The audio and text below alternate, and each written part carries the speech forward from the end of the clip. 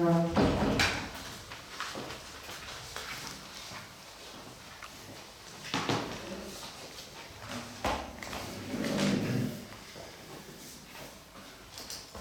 deluje, ali moramo še koga počakati?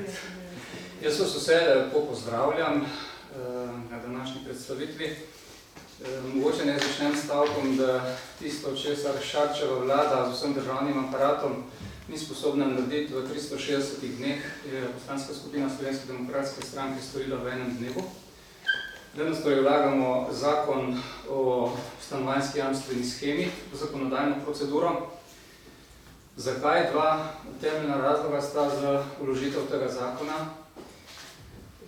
Prvi razlog je ta, da pogrešamo v zadnjem letu dni Šarčevega vladanja odsotnost kakršnekoli stanovanjske politike. Ljudje so pri dostopu do stanovanj oziroma pri reševanju stanovanjskega vprašanja prepuščeni sami sebi. Ni sprememb stanovanjske regulative, ni nobenih ukrepov, ki bi merili na ustvarjanje pogojev za uresničitev ustavne kategorije, ki je zapisana v 74. členu naše ustave in ki pravi, da mora država zagotavljati možnosti oziroma pogoje, da si lahko vsak zagotovi svojim razmerom primerno stanovanje.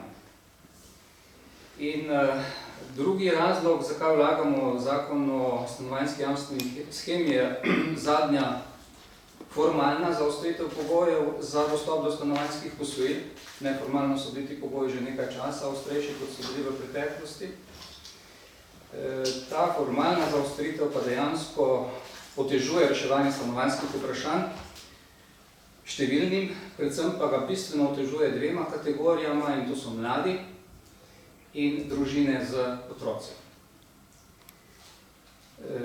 V poslanski skupini Slovenske demokratske stranke verjamemo, da je Banka Slovenije ukrepe sprejela v dobri meri z namenom zaščite predvsem kreditojemalcev.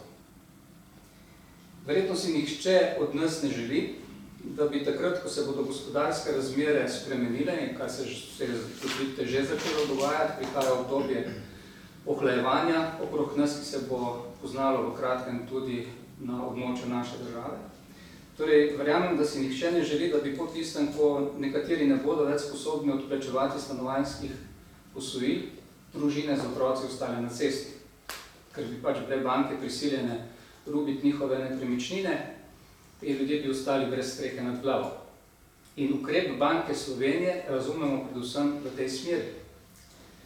Je pa seveda na drugi strani država tista, ki mora ne samo v tem primeru, ampak v vseh primerih, kjer si ljudje ne morejo sami zagotavljati ustreznih pogojev za reševanje stanovanjskih vprašanj, priti nasproti tem ljudem za ustreznimi ukrepi. In sicer je ta ukrep v tem konkretnem primeru državna stanovanjska jamstvena shema, ki omogoča zaščito kreditojemalcev tako, da država v primeru, ko kreditojemalec ni več sposoben odplačevati obrokov kredita, prevzame ta tveganja in vstopi na nek način v čevlje tega kreditojemalca za določen čas, dokler se mu pač te razmere ne izboljšajo. Tako da ta kreditojemalec v takem primeru ne ostane na cesti, ohrani streho nad glavo, in če se mu razmere v nekem doglednem času, mi smo to zapisali v zakon, v 3 letih, v 36 mesecih oziroma najkasneje v 5 letih ne uredijo, potem pač država vstopi v razmere neposredno do banke, z tem kreditojemalcem pa se vzpostavi razmerje. Torej, win-win situacija. Zdaj, v koalicijski pogodbi pred letom dni so bili zapisani neki zelo veliki obeti in zelo veliki načrti o tem, koliko denarja in kakšni vse ukrepi bodo namenjeni stanovanjski politiki in reševanju stanovanjskih vprašanj. Tam, kot veste, je zapisano 0,4% GDP-ja ne bi bilo za to namenjeno, to pomeni trenutno okrog 160 milijonov evrov letno. Pa veste, koliko je tak sredstev v letošnjem proračunu oziroma naslednjem letu? 6 milijonov. Poslanska skupina je predlagala vsaj minimalno povečanje še za 10 milijonov, kar je še vedno 10-krat manj, kot je obljuba v koalicijski pogodbi. To, kar je zdaj pa 20-krat manj, kot je v koalicijski pogodbi, torej tudi zneski, ki jih vlada predvideva v proračunu za reševanje stanovanjskih vprašanj, so prenizki in kažejo na to, da vlada ne namerava voditi nikakršne stanovanjske politike, da mlade prepušča trgu, da z pasivnostjo in z neukrepanjem omogoča divjanje cen nepremičnin, divjanje najemnin in tako naprej. Dobili ste predstavitev te sheme, zaradi tega, ker mislim, da je lažje predstaviti to, kar vlagamo z neko schematsko predstavitvijo. Torej, zakaj gre pri stanovanjski jamstveni shemi? Imamo posameznika, kreditojemalca, ki po teh zaostrenih novih kriterijih ni več kreditno sposoben.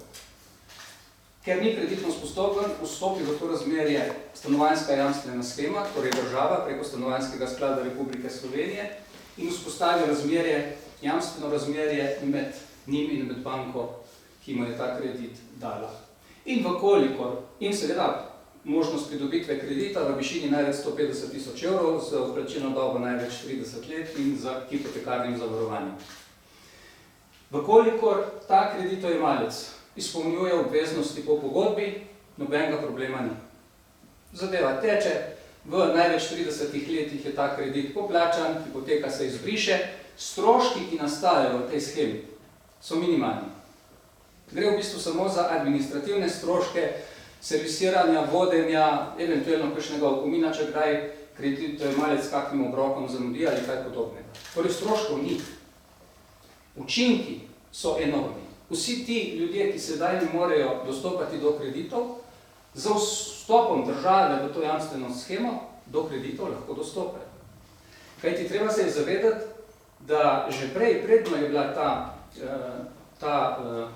ta nov sklep Banke Slovenije sprejet, je bilo veliko mladih, pa tudi družin, ki že prej niso bili sposobni vstopati v kreditna razmerja. Že prej so bili kreditno nesposobni, pa nikjer niso imeli možnosti, da bi uresničili tisto, kar ne bi jim bilo zagotovljeno z ustavo, se pravi svoje družini primerno stanovanje.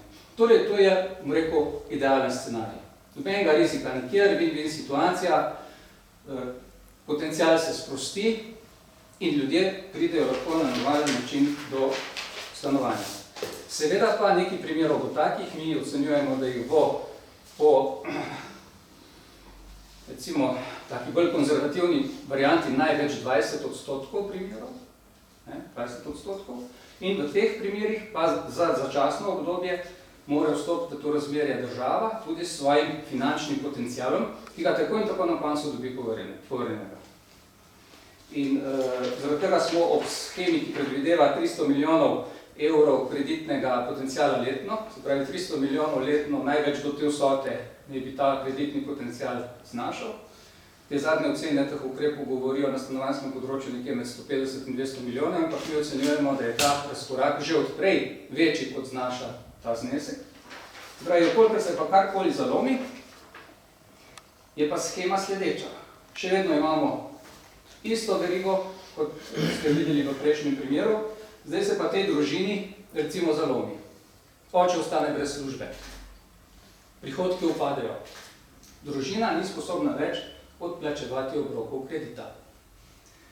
Ko ni sposobna več odplačevati obrokov kredita, vstopi država preko stanovanjske jamstvene sheme in obroke odplačuje banki.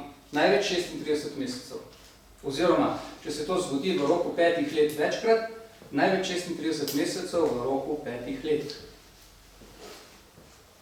Vkolikor se tej družini situacija popravi, oče dobi nazaj zaposlitev, mogoče še boljšo, ta družina počasi tisto, kar je bila dolžna, poplača. In zadeva teče naprej in pridemo ponovno do iste situacije, kot smo jo imeli na začetku, ko praktično razen administrativnih stroškov ni bilo nobenih drugih obveznosti v tem razmerju. Zna se pa zgoditi seveda in teh primerov ocenjujemo nekdo 10%, kar pomeni pri 300 milijonih potencijala, rizika letnega za državo tam nekje okrog 1,5 milijona. Govorimo o 1,5 milijona sredstev letno. V relativno majhni številki, glede na učinke, ki jih lahko preko te sheme dosežemo na stanovanjskem področju. V tem primeru pa seveda država preko stanovanjske jamstvene sheme, ki naj bi jo izvajal Stanovanjski sklad Republike Slovenije, vstopi v to razmerje, banki poplača vse, kar je potrebno poplačati in vzpostavi najemno razmerje z z tem posameznikom. Torej, ta družina ne ostane na cesti. Ta družina ne ostane na cesti, ostane v isti enoti, če želi seveda lahko to enoto tudi zapusti, ampak država tej družini jamči, da lahko še vedno prebiva tam, kjer je prebivala prej. Tako da, tudi v tem primeru nekih velikih finančnih posledic za državo ni, so pa veliki vsebinski učinki, predvsem na področju boljše dostopnosti do stanovanj za mlade in za družine in veliki učinki tudi na področju stanovanjske oskrbe. Zdaj, jaz bom na tej točki počasi zaključil, verjamem, da je še kakšno vprašanje. Moram reči, da odzivi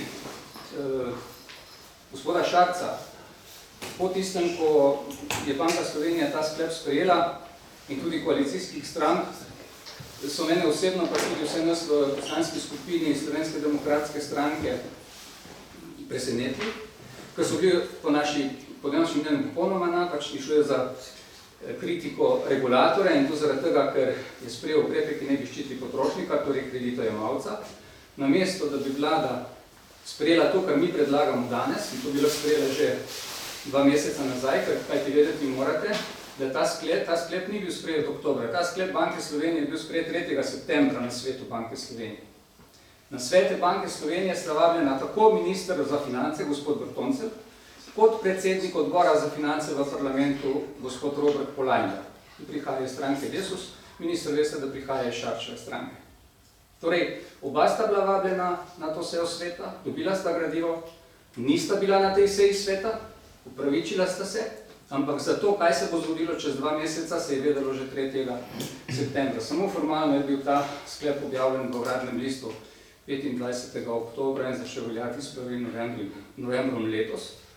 Tako da se nam zdi ta neprimeren odziv, neko norčevanje iz ljudi in nedostojno predsednika vlade, namesto da bi se takoj sprejeli vladni ukrepi, ki jih država ima na voljo, smo priča nekemu kazanju s prstom na nekoga, ki je pač samo delal tisto, za kar je po zakonih pristojen in vse, kar je počel, delal v interesu ravno tak kreditojemalcev. In za konec, danes smo pričakovali, da bo vlada le kaj sprejela v zvezi s tem. Računali smo, da se bo le nekdo zbudil in bo prišel najmanj s tem, s čimer prihajamo mi. Preberemo na spletni strani vlade novico o tem, da vlada namenja za blaženje podnebnih sprememb in prilagajanju nanje 184 milijonov evrov. 184 milijonov evrov, gospe in gospodje. V tem primeru, ko gre za konkretne stiske ljudi, ko gre za reševanje stanovanjskih vprašanj, kjer ni potrebnih niti 10% te vsote, pa ni bila ta vlada v 2 mesecih sposobna sprejeti nobenega ukrepa. Lep pozdrav tudi v mojem imenu. Zdaj, kolega Černač je že